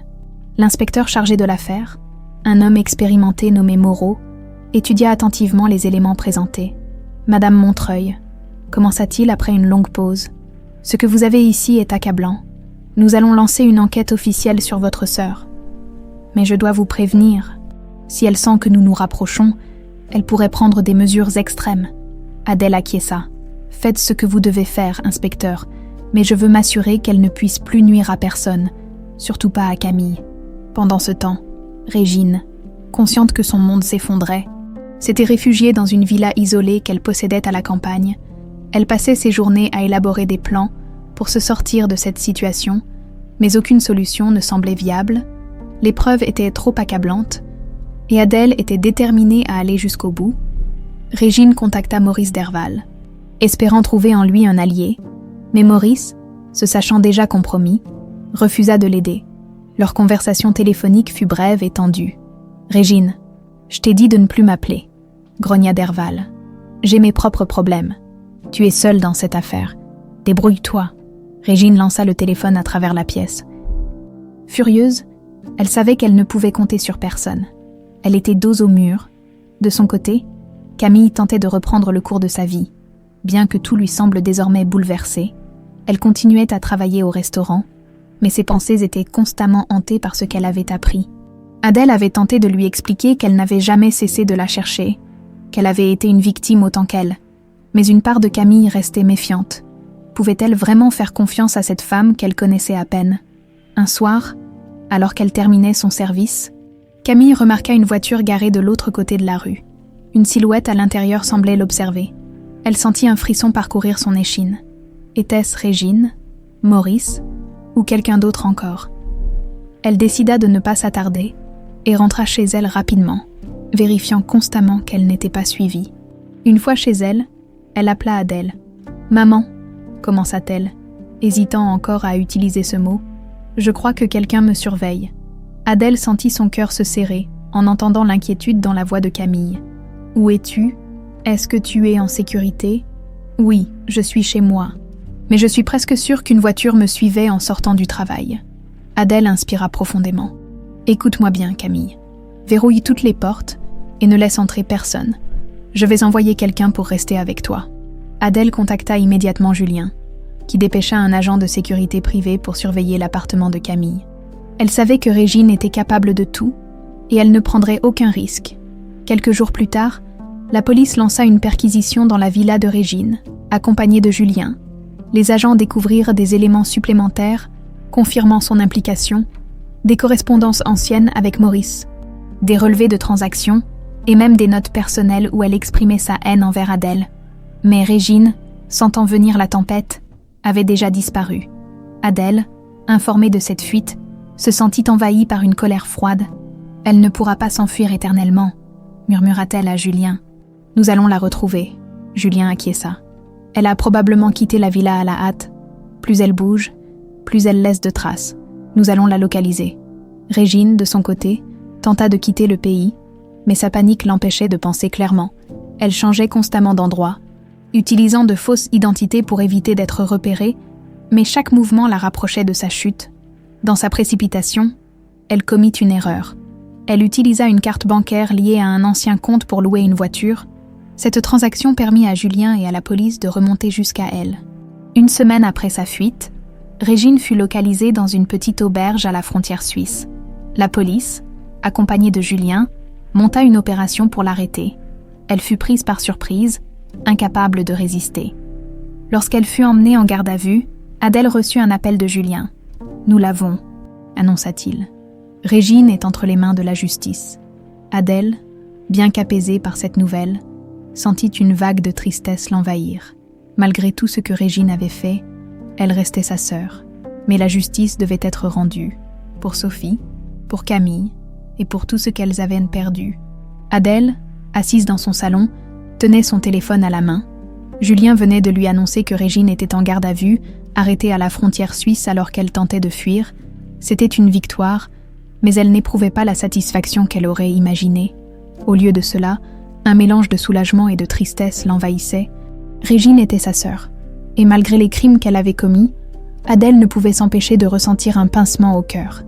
Elle passa une main tremblante sur son visage, ses pensées tourbillonnant. Elle pensa à Camille, à tout ce qu'elle avait traversé, et à la manière dont cette arrestation pourrait bouleverser leur fragile réconciliation. Mais Adèle savait qu'elle devait faire face à cette nouvelle épreuve avec force.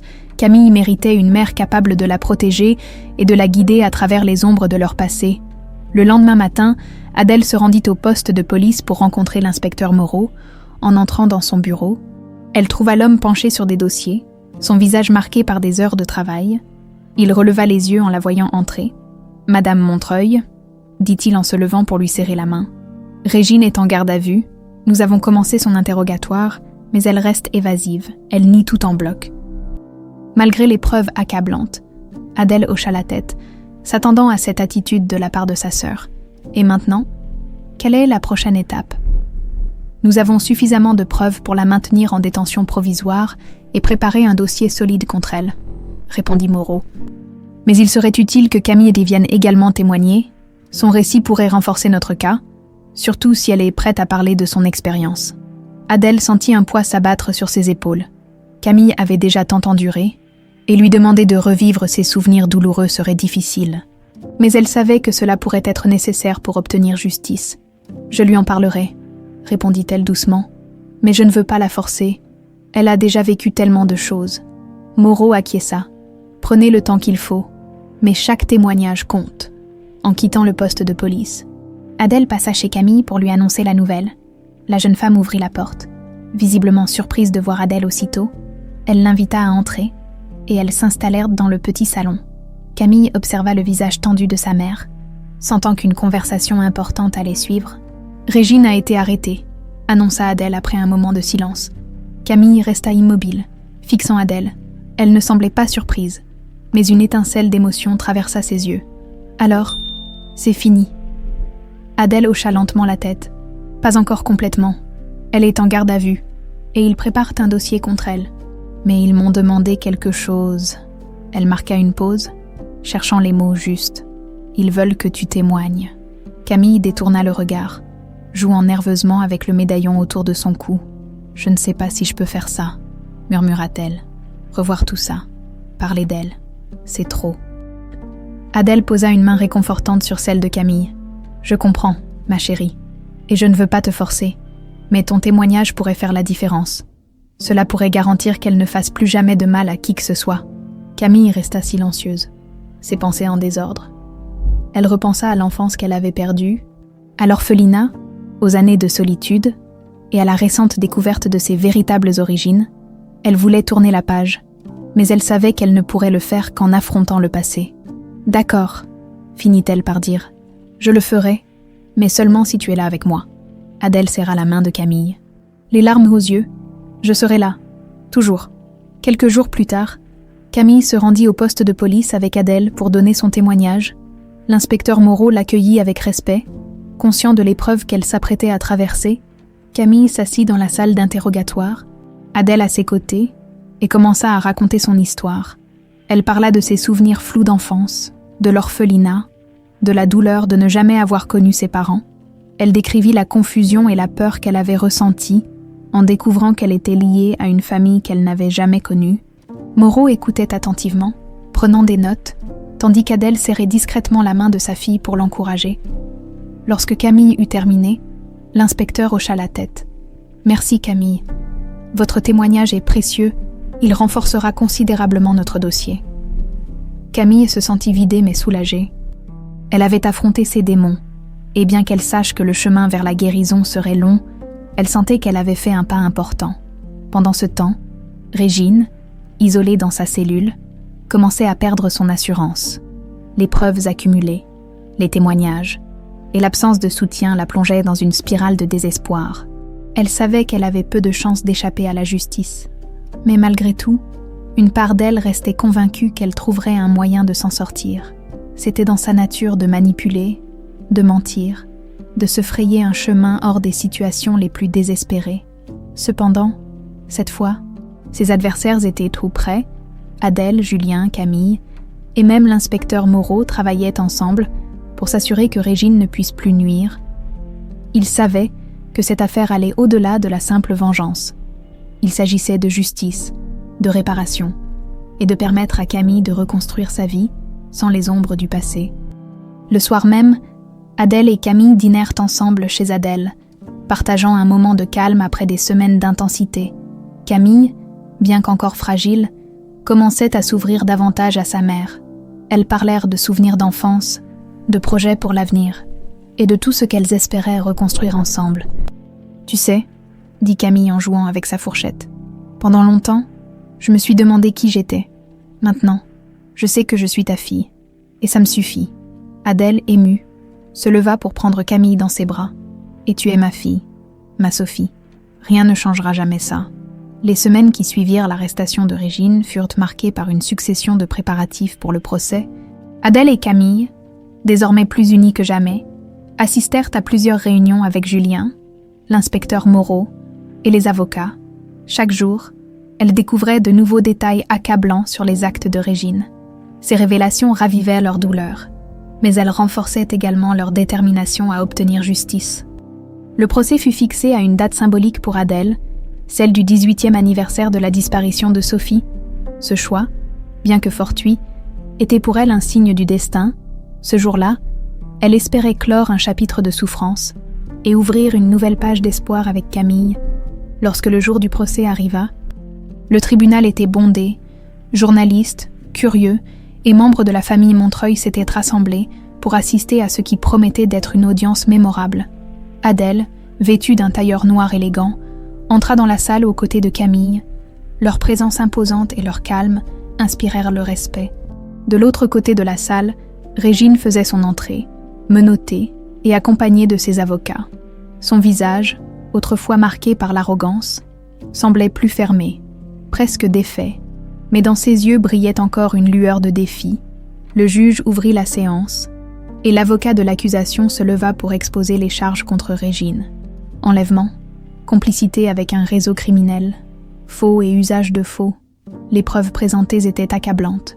Les relevés bancaires, les lettres signées, les témoignages de Paul Bresson et de Maurice Derval, et surtout, le récit poignant de Camille.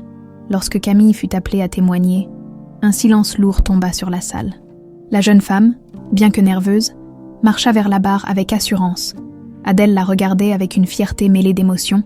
Camille s'assit et, après avoir prêté serment, commença à raconter son histoire. « Je m'appelle Camille, mais je suis née Sophie Montreuil. Pendant 18 ans, j'ai ignoré mes véritables origines. Je ne savais pas que ma famille me cherchait, ni que ma disparition avait été causée par une trahison au sein de ma propre famille. » Elle marqua une pause, inspirant profondément avant de continuer. « En grandissant, j'ai toujours ressenti un vide. J'avais l'impression de ne pas appartenir à ce monde. Aujourd'hui, je sais pourquoi. Ma vie a été volée à cause de la jalousie et de la cruauté de quelqu'un en qui ma mère avait confiance. » Ces mots résonnèrent dans la salle, laissant une impression palpable. Même Régine sembla troublée, bien qu'elle détournât les yeux pour éviter le regard de Camille. L'avocat de la défense tenta de discréditer son témoignage, mais Camille resta calme et constante dans ses réponses. Elle avait décidé que, pour une fois, elle ne laisserait plus personne contrôler son histoire. Lorsque son témoignage prit fin, elle retourna à sa place aux côtés d'Adèle, qui lui serra discrètement la main en signe de soutien. Au fil des audiences, la défense de Régine s'effondra sous le poids des preuves. Les avocats tentèrent de minimiser son rôle, affirmant qu'elle n'avait jamais eu l'intention de causer de mal à Sophie. Mais les lettres et les échanges financiers racontaient une toute autre histoire. Régine avait agi avec préméditation, et son mépris pour les conséquences de ses actes était évident. Le moment le plus intense du procès arriva lorsque Régine fut appelée à témoigner. Toute la salle retint son souffle. Tandis qu'elle montait à la barre, d'un ton calculé, elle tenta de défendre ses actions. « Oui, j'étais jalouse de ma sœur, avoua-t-elle. Mais jamais je n'ai voulu du mal à Sophie. Tout ce que j'ai fait, c'était dans un moment de faiblesse. Je voulais qu'Adèle comprenne ce que ça fait de perdre quelque chose d'important. Mais je n'ai jamais pensé que cela irait aussi loin. » Ces mots déclenchèrent des murmures dans la salle. Adèle, assise au premier rang, sentit une vague de colère monter en elle. Régine tentait encore de minimiser ses actes, de se présenter comme une victime. Mais rien ne pouvait effacer le mal qu'elle avait causé lorsque l'avocat de l'accusation l'interrogea. Régine perdit peu à peu son calme. Les preuves étaient trop nombreuses. Les témoignages trop clairs, elle finit par trébucher dans ses propres mensonges, révélant à quel point elle avait planifié chaque détail de l'enlèvement de Sophie. Le dernier jour du procès, les avocats présentèrent leurs conclusions. L'accusation insista sur la gravité des actes de Régine, sur la souffrance qu'elle avait infligée à Adèle et Camille, et sur la nécessité d'une justice exemplaire La défense, quant à elle, plaida pour une certaine clémence, arguant que Régine avait déjà perdu sa réputation et tout ce qu'elle possédait. Lorsque le juge annonça que le verdict serait rendu le lendemain, Adèle sentit une tension peser sur elle. Elle savait qu'elles avaient fait tout ce qui était en leur pouvoir, mais l'attente restait insoutenable. Le lendemain, la salle d'audience était à nouveau pleine à craquer, le juge entra, et tout le monde se leva. Après avoir pris place, il lut le verdict d'une voix claire et solennelle. « Régine Montreuil, au vu des preuves présentées et des témoignages recueillis, ce tribunal vous reconnaît coupable des charges retenues contre vous. Vous êtes condamné à 20 ans de réclusion criminelle. » Un murmure parcourut la salle, mais Adèle et Camille restèrent immobiles, submergées par l'émotion. Ce n'était pas une victoire joyeuse, mais c'était une forme de justice. Régine avait payé pour ses actes, et elle pouvait enfin commencer à tourner la page. Ce soir-là, Adèle et Camille dînèrent ensemble dans un restaurant tranquille. Elles parlèrent de tout sauf du procès, préférant se concentrer sur l'avenir. Adèle proposa à Camille de voyager, de découvrir le monde qu'elle n'avait jamais eu l'occasion de voir. « Nous avons perdu tellement de temps, » dit Adèle en levant son verre. « Mais à partir d'aujourd'hui, chaque moment compte. » Camille sourit, touchée par les paroles de sa mère. À un nouveau départ, alors. Elles trinquèrent, unies par un lien que ni le passé, ni la douleur, ni même la trahison ne pourraient jamais briser. Le lendemain du verdict, Adèle se réveilla avec un sentiment étrange d'apaisement. Pour la première fois depuis 18 ans, elle avait la sensation que le cauchemar était enfin terminé. Régine, condamnée à 20 ans de réclusion criminelle, ne pourrait plus entraver la sérénité d'Adèle et de Camille. Pourtant, un arrière-goût amer persistait. Cette conclusion fracassante laissait derrière elle les débris d'une relation fraternelle, jadis précieuse, mais gangrenée par l'envie et la rancœur. Camille, de son côté, se sentit libérée d'un poids immense. Assise à la table de sa modeste cuisine, elle observait le vieux médaillon qu'elle portait toujours autour du cou. Désormais, elle le regardait avec plus de douceur. Il ne symbolisait plus seulement le passé arraché, mais aussi le lien restauré avec sa mère. La veille, elles avaient retrinqué à un nouveau départ. À présent, Camille aspirait à découvrir le monde, forte d'une identité enfin retrouvée. Alors que le soleil inondait l'appartement d'une lumière dorée, le téléphone sonna. C'était Adèle. « Ma chérie, je pensais passer te prendre. On pourrait déjeuner ensemble puis visiter un endroit spécial. » Camille accepta, le cœur plus léger qu'il ne l'avait jamais été. Elle se prépara rapidement, rassemblant ses affaires, prête à accueillir de nouveaux moments de complicité. Elles se retrouvèrent devant l'immeuble de Camille. Une fois dans la voiture, mère et fille échangèrent un sourire plein de tendresse. Laissant derrière elles l'angoisse et le chagrin accumulés durant des années, la route les conduisit d'abord dans un petit restaurant familial où Adèle avait l'habitude de se rendre autrefois. Le propriétaire, un homme jovial, les accueillit avec chaleur, ravi de constater qu'Adèle n'était plus seule. Pendant le repas, elles parlèrent de projets. Camille songeait à reprendre des études ou à développer son talent pour le dessin. Adèle, de son côté, l'encourageait à poursuivre ses rêves. Prête à l'aider à rattraper tout ce temps qu'on lui avait volé, les regards qu'elles s'échangeaient témoignaient de l'affection profonde qui les unissait désormais. Elles partageaient même quelques fous rires, découvrant qu'elles avaient certaines mimiques en commun. Après le déjeuner, Adèle annonça qu'elle souhaitait emmener Camille dans un lieu significatif pour elle. Elles prirent la route en direction de la campagne, traversant des paysages paisibles et verdoyants. Plus elle s'éloignait de la ville, plus Camille ressentait une forme de sérénité. Son esprit s'apaisait, comme si chaque kilomètre la rapprochait de ce qu'elle aurait dû connaître dès son enfance. Elles arrivèrent finalement devant un portail en fer forgé, ouvrant sur une allée bordée d'arbres centenaires. Au bout du chemin, une bâtisse imposante se dressait. « C'est le domaine familial », expliqua Adèle, la voix un peu tremblante. « Ta vraie maison, celle où tu aurais dû grandir. » Camille descendit de la voiture. Le cœur battant, elle ressentait un mélange de curiosité et d'émotion à l'idée de découvrir le lieu qui aurait dû être le sien. L'architecture ancienne dégageait un charme intemporel. Les pierres semblaient imprégnées d'histoire, de rires d'enfants, mais aussi de larmes et d'absence. Adèle l'invita à entrer, lui faisant faire le tour des pièces baignées de soleil. Dans le salon, une grande cheminée dominait la pièce, des tableaux de famille ornèrent les murs, et Camille s'arrêta devant l'un d'eux, représentant une petite fille souriante, blottie dans les bras de sa mère. « C'est toi et moi », murmura Adèle. Remarquant le regard ému de Camille, « Tu avais à peine 3 ans ». Camille sentit ses yeux s'embuer de larmes. Cette enfant qu'elle voyait sur le tableau, insouciante et aimée, c'était elle, une part de son histoire qu'elle venait de récupérer. « Je ne sais pas si je suis prête à vivre ici », avoua-t-elle d'une voix tremblante. « Tout est tellement nouveau pour moi. » Adèle lui sourit avec douceur. « Je comprends. Je ne veux pas te forcer à quoi que ce soit. Mais sache que cette maison est aussi la tienne. Tu pourras y venir quand tu voudras, ou même t'y installer si un jour tu te sens prête. » Après la visite, elles sortirent de se promener dans le jardin. Les allées fleuries évoquaient les souvenirs qu'Adèle gardait de Sophie, courant parmi les rosiers et riant aux éclats. Camille, émue, effleurait les pétales comme pour s'imprégner de ce passé auquel elle avait été arrachée.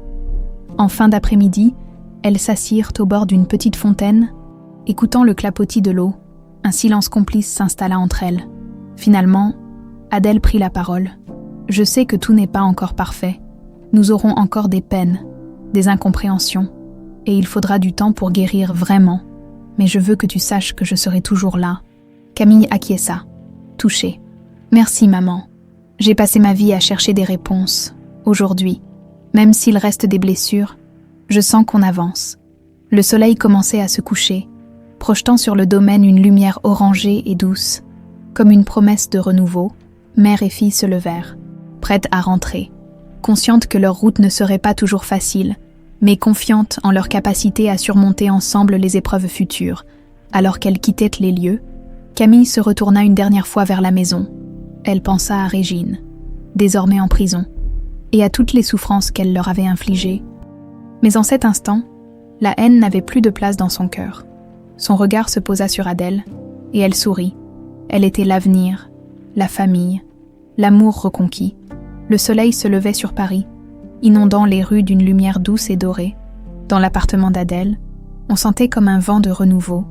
Depuis le verdict condamnant Régine à 20 ans de réclusion, la vie avait repris un cours plus paisible pour Adèle et Camille.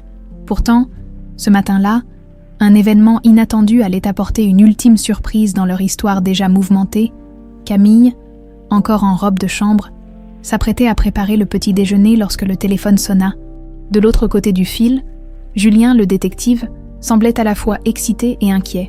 « Adèle était là avec toi ?» demanda-t-il d'une voix un peu agitée. « Oui, elle est dans le salon », répondit Camille, intriguée. « Tout va bien. » Julien hésita un instant avant de reprendre. « J'ai reçu un appel d'un notaire. Il a mentionné le nom de Montreuil et un document de la plus haute importance. Ça concerne ton père. » Camille sentit son cœur rater un battement. Son père, dans tout ce tumulte. Elle n'avait jamais vraiment pensé à lui. Adèle n'en parlait presque pas. Et la disparition de Sophie avait éclipsé la question. Elle savait seulement qu'il était parti peu après la naissance et n'était jamais revenu. Lorsqu'elle transmit l'information à Adèle, celle-ci pâlit légèrement. « Ton père ?» murmura-t-elle, comme si ce mot était chargé de souvenirs douloureux. « Il nous a quittés alors que tu n'étais qu'un bébé. Je n'ai jamais su ce qu'il était devenu. » Elles se regardèrent, partagées entre la curiosité et la nervosité. Puis, sans hésiter, elles décidèrent de rencontrer ce notaire pour découvrir ce qu'il avait à leur annoncer. Le rendez-vous fut fixé le jour même. Le cabinet du notaire était situé dans un immeuble cossu du centre-ville. En entrant, Adèle et Camille furent accueillies par une assistante polie qui les guida jusqu'à un bureau aux boiseries anciennes. Un homme d'un certain âge se leva à leur arrivée. « Madame Montreuil, mademoiselle Montreuil, je suppose, » dit-il en consultant un dossier. « Je suis maître Lavoisier. Je vous remercie d'être venu si rapidement. » Camille s'installa sur une chaise en face du bureau. Tandis qu'Adèle prenait place à ses côtés, elle remarqua les mains d'Adèle trembler légèrement. De toute évidence, ressasser le passé avec le père de Camille n'était pas simple pour elle. Le notaire feuilleta quelques papiers avant de commencer. « J'ai été contacté par un confrère en Espagne. Selon les informations qu'il m'a transmises, un certain André Montreuil serait décédé il y a plusieurs mois. Dans ses dernières volontés, il mentionne une fille nommée Sophie qu'il aurait eue avec Adèle Montreuil. » Un silence lourd s'abattit dans la pièce. Camille sentait son pouls s'accélérer. Elle n'avait jamais imaginé que son père puisse être vivant jusque-là, et encore moins qu'il ait pu penser à elle dans ces derniers instants. Adèle, de son côté, semblait bouleversée. Ses yeux brillaient de larmes retenues. « Malheureusement, » poursuivit maître Lavoisier, « je n'ai pas beaucoup de détails sur la vie de votre père avant son décès, mais il a laissé une lettre à votre attention, mademoiselle. » Il tendit une enveloppe cachetée à Camille, qui la prit avec précaution, comme si elle craignait de rompre un charme. Les doigts tremblants, elle l'ouvrit et commença à lire à haute voix. « Ma chère Sophie, je sais que je n'ai jamais été à la hauteur de mon rôle de père. J'ai fui lorsque j'aurais dû rester, et c'est sans doute la plus grande erreur de ma vie. J'ai suivi mes démons, pensant qu'en disparaissant, je vous protégerais, toi et ta mère, de mes propres problèmes. Les années ont passé, et je n'ai jamais eu le courage de revenir. Je suis sincèrement désolée pour tout ce que vous avez enduré. J'espère qu'un jour, tu pourras comprendre que ma fuite n'était pas un abandon, mais le reflet de ma lâcheté face à des obstacles que je me sentais incapable de surmonter. J'ai suivi de loin ce qui se passait en France, et j'ai su pour ta disparition. J'ai cherché à t'aider, mais peut-être pas de la bonne façon. J'espère que tu as retrouvé le chemin de ta mère. Dans cette enveloppe, tu trouveras les titres de propriété d'une maison familiale en Espagne. Je te la lègue, pour que tu puisses y créer de nouveaux souvenirs, ou simplement y voyager à ta guise. Je n'ai pas été là pour toi, mais je veux au moins te laisser un refuge, un lieu où tu pourras être heureuse, avec tout mon amour, ton père, André. » À la fin de la lecture, les larmes coulaient sur les joues de Camille. Elle sentit la main d'Adèle serrer la sienne, malgré la douleur qu'il avait causée. Ces mots apportaient une forme de rédemption tardive. Son père avait regretté son absence et avait pensé à elle avant de mourir. Le notaire laissa quelques instants de silence, puis reprit doucement. « Vous êtes officiellement propriétaire de cette maison, mademoiselle Montreuil. Il vous suffira de régulariser les formalités administratives. » Camille releva les yeux, encore ébranlée, et échangea un regard chargé d'émotion avec Adèle. « Je crois que je veux m'y rendre, » dit-elle enfin, la voix tremblante. « Pas pour fuir ce qu'on a ici, mais pour découvrir cette partie de mon histoire. » Adèle acquiesça, les yeux brillants. « Je comprends, et je serai là pour toi, quoi que tu décides. » Alors qu'elle sortait du cabinet, le cœur lourd mais rempli d'espoir, Camille comprit qu'un nouveau chapitre s'ouvrait. La condamnation de Régine avait mis fin à un cauchemar. Mais cette lettre inattendue venait offrir une possibilité de consolation, une maison en Espagne, un héritage d'un père inconnu, autant de perspectives qui lui permettaient de regarder l'avenir avec plus de confiance. « Maman, » dit-elle en s'engouffrant dans la voiture, « je veux qu'on continue à avancer ensemble. Et peut-être qu'un jour, on ira en Espagne toutes les deux. » Adèle sourit, soulagée de voir que, malgré les épreuves, Camille trouvait la force de rêver et d'avancer. « Oui, ma chérie, » répondit-elle en démarrant la voiture. « Nous ferons ce voyage. Nous avons une vie entière à rattraper et tant de nouvelles pages à écrire. » Dans le rétroviseur, Paris s'étendait sous le soleil matinal. Dans leur cœur, l'aube d'un nouveau commencement brillait tout aussi intensément.